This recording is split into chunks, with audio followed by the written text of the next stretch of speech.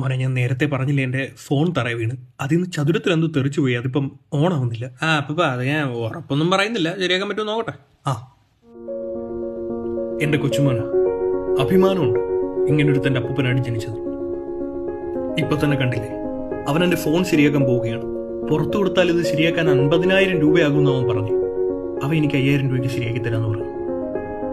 ഒരു കുട്ടി ഉണ്ടാവാൻ ഞങ്ങൾ വീട്ടുകാർ ഒരുപാട് ഉരുളി കമഴ്ത്തിയായിരുന്നു. കമഴ്ത്തി ഉണ്ടായത് ഇവനാന്നുള്ളത് ഞങ്ങളുടെ ഒരു ഭാഗ്യമാണ്.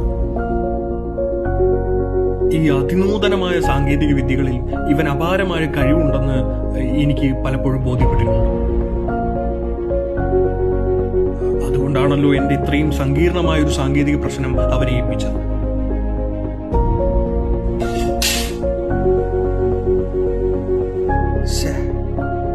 ശരിയാണ്, ചിലപ്പോൾ